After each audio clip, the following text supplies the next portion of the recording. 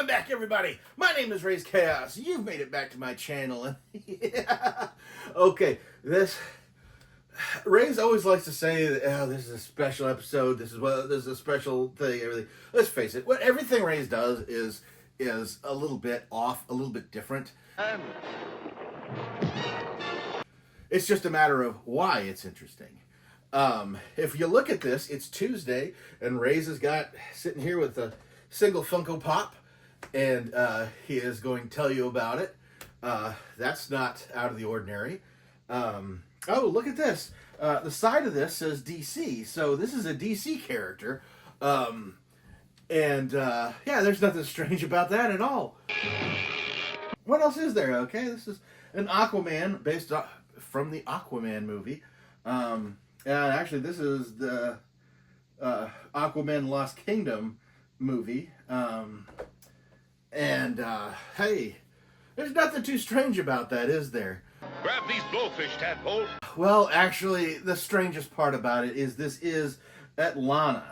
And that's where it gets weird. Atlanna is Aquaman's mother. Lady, the only so-called mother I know ditched me and my dad when I was just a baby. And one of the most common things Raze sees in his comments on his videos is, "I never knew that." They'll say, "I knew about this character, but I didn't know much about the character." I always get a lot of that. I never knew any of this. Never looked into it and everything. And I dare say that not a single person has ever really gotten too deep into looking up Atlanna. If you know Aquaman's origin story, you know he was raised by the lighthouse keeper. Turns out that his mother was an Atlantean. And,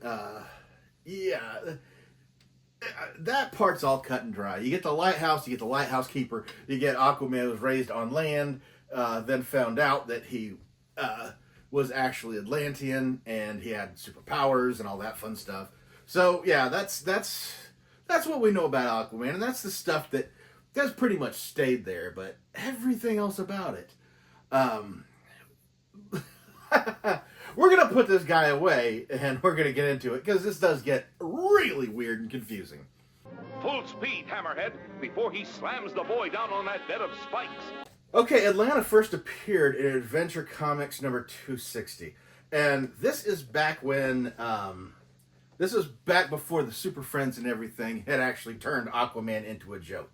This was about as seriously as Aquaman was ever taken. Back when he was full-on Aquaman or he was basically King Arthur under the sea, is basically what his whole thing was. It was like awesome.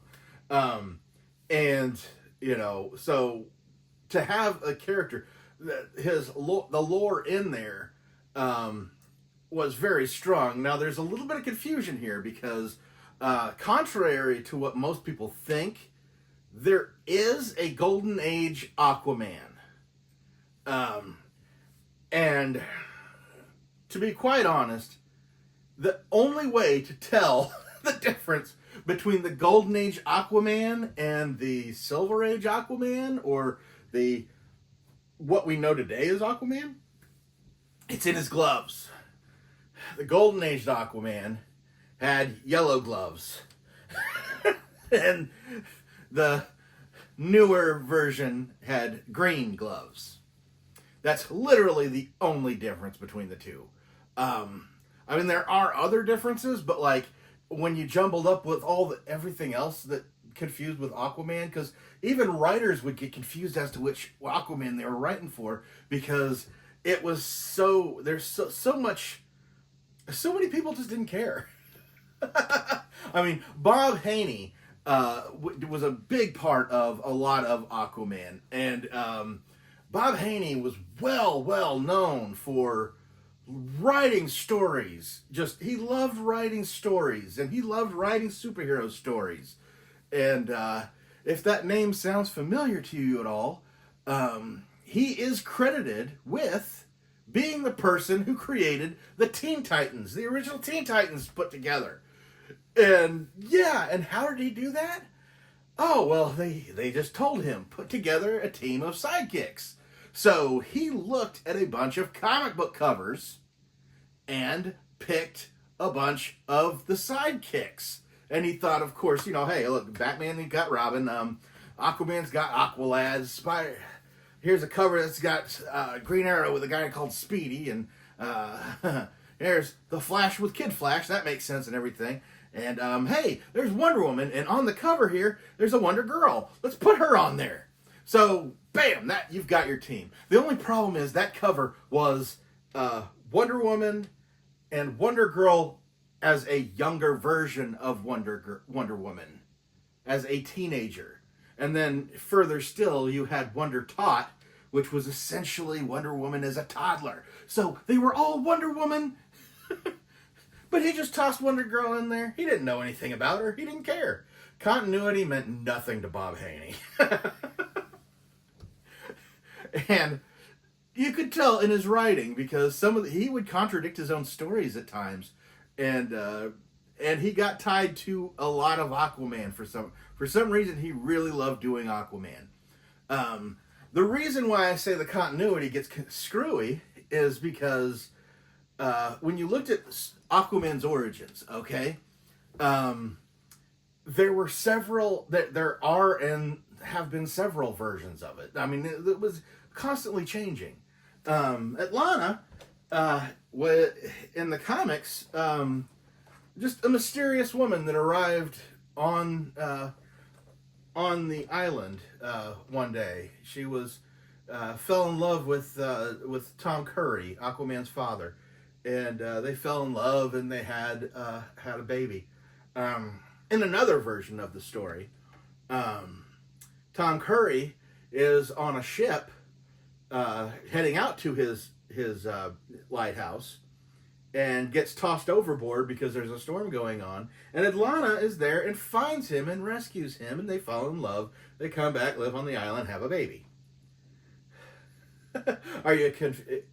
Can you see how both of those origins happening, basically being believed at the same time, doesn't get confusing? Very much so. Oh, but it doesn't end there. At some point, basically, we've got them coming together and being in love. Going even further than that, what happens to Atlanna? Oh, she dies. In one continuity, she dies. In one continuity, she goes back to the ocean to be with the people. And forever leaving him, just mysteriously disappears. In some cases, she fakes her own death. Like, for a simple origin story, this got really, really confusing. And in some cases, there was Tom Curry actually got married again to another woman. And when he was with her, he had he wanted to have a family with her too. And they had a son. And that son grew up in the shadow of his older half-brother, who was really good at everything because he seemed to be super strong and better at everything. And through his resentment through there, as he grows older, he starts getting jealous, especially after finding out, his brother has powers. He could talk to the fishes. He wanted to talk to fishes, but no, he was just born a person. And so he ends up growing up and becoming the Ocean Master. Wait a second. Tom Curry has 2 sons? Huh. That's interesting because in other adaptations, it's Atlanna who has 2 sons. Yeah, the number of her kids don't even stay the same. It's just like, at one point, she only has Aquaman, and Ocean Master came from Aquaman's father. In some cases, she shows up on the island and she's already pregnant, and Tom Curry is Aquaman's stepfather that raises him. It's just kind of like, when they were trying to hammer this out, it just got nothing but confusing. And their easy solution to why they were able to do this so much is easy. she pretty much stayed in the backstory. Her first appearance was a flashback. Adventure Comics 260 in 1959, retelling the story. Her story, she's in there as a flashback. He's being told about what his mother was like. I mean, since the New 52, since they've solidified and made it canon that she is both Aquaman and Ocean Master's mother, and she's got a third kid out there, I'm pretty sure. Even though half the time she's dead, she's really good at giving birth, and yeah, it just gets confusing because in some cases, she's actually hundreds of years old. It's like they really just put whatever they wanted Atlanna to be into her when they wanted it there. It was like, what do we need her to be? What do we want to make? We want to make, oh, I got an idea. Let's make Aquaman royalty. So let's say his mom was the princess. And she's been in Atlantis since before it sank. It's like, oh my God. This is one of the characters that has the most confusing backstory. And for being around since 1959, she has made like less than 30 appearances.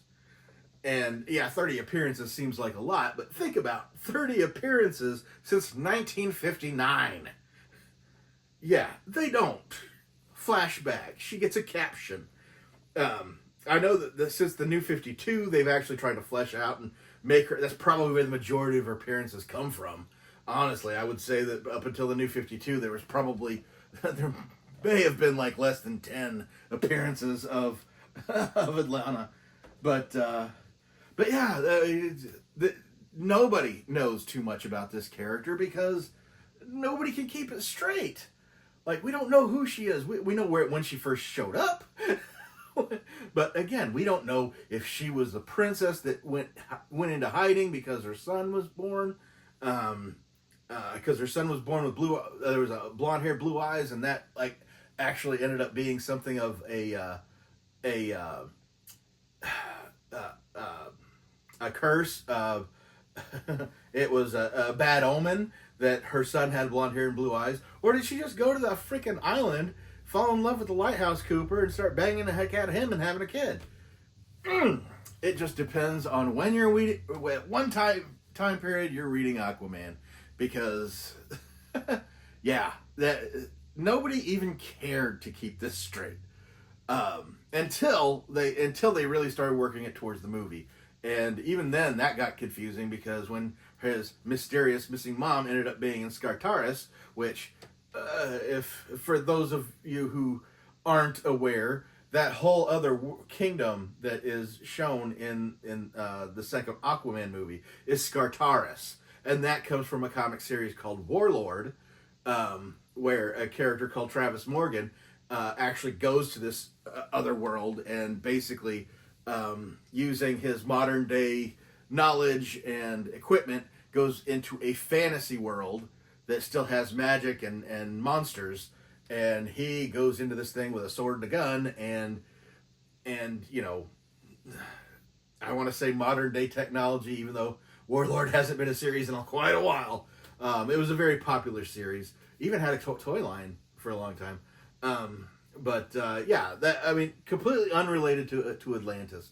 But it was still cool to see Skartaris on the big screen. Never thought I'd see that.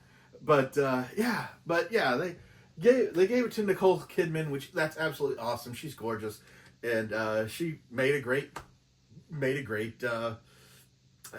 Under the Sea Queen, princess. I don't even know what to say. As far as powers go,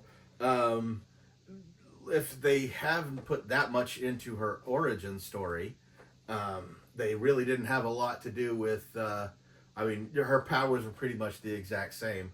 I believe that, like Aquaman, she has vision. Basically, it's basically how you would have to live if you lived under the sea. You'd have to be able to withstand, you'd have to be durable, you'd have to be able to stand the huge pressures of living under the sea. You'd have to actually be very, very strong because, just naturally strong, in order to go against currents and stuff like that and everything. There's no light down there, so you got to be able to see in the dark. Just all those kinds of things. And the apparent being able to communicate with sea life apparently comes from her. And I think in some of the later iterations, she's actually able to communicate with plant life too. So just whatever you want her to do, that works. Like, well, just that. I mean, it's really awesome to have. Raze loves to have the biggest DC collection he possibly can, with expansive characters and characters that aren't even around anymore, and some that were around when they came out but aren't around now, and some that just shouldn't exist. But Atlanna, she is a great one because if you since she's not defined at all, but she was in comics, so she still counts as being part of the DC collection.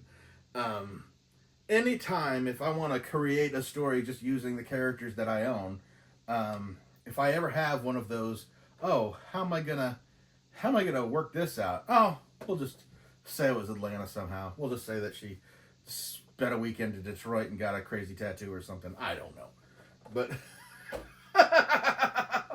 but yeah, don't feel bad if you haven't heard or if you don't really know much about her, because she's a mystery even to people who even people who had read every one of her appearances up until until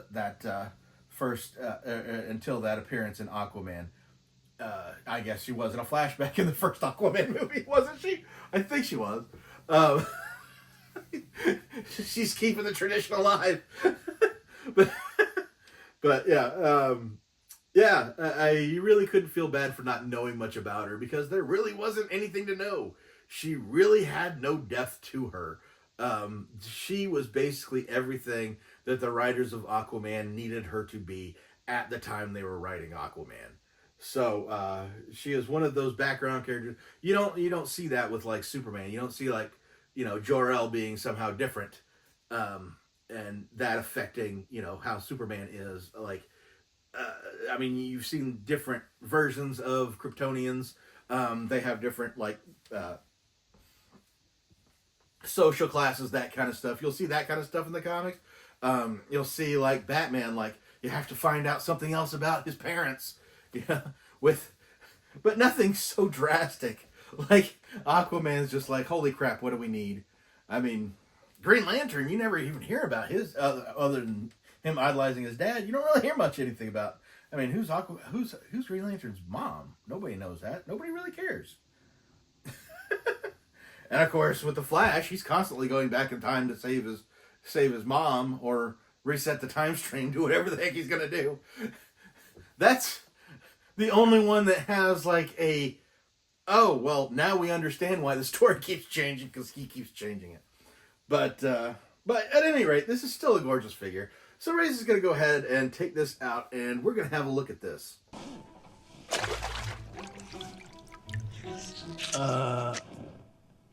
I was gonna make you some eggs.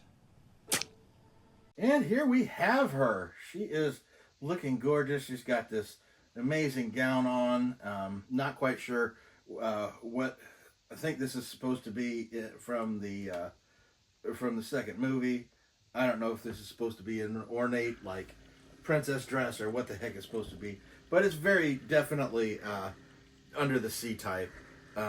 You see her gown kind of has the appearance of scales on her upper half, and then as the gown goes down, it seems to be sheer and almost looking like currents, or like waterfall, the white crashing water and everything at the bottom. It's really well thought out, and shells for the crown, and of course. And one of the things Raze wouldn't have known about this pop until he actually got it is when he was putting the stand on, she's actually barefoot. And that just makes me think that she plans on to go on swimming later. But yeah, but at any rate, this is a really gorgeous pop. And, as silly as it was, and this was a hard one for Raze to get because yeah, it almost feels like she doesn't count. it's like a lot of times if there's a character Raze really doesn't like, he'll get it just because it's DC. But this one was probably one of the hardest, because Raze has trouble getting some of the supporting characters, even though he shouldn't. And this is just one of them. This is just one of the supporting characters that Raze had to get in order to, fulfill his Funko Pop DC collection. That is just for his own amusement. But yeah, we've got Aquaman's mom here. Nobody knows anything about her. She's just this watery tart that just shows up and drops babies, one or two, depending on which continuity you read.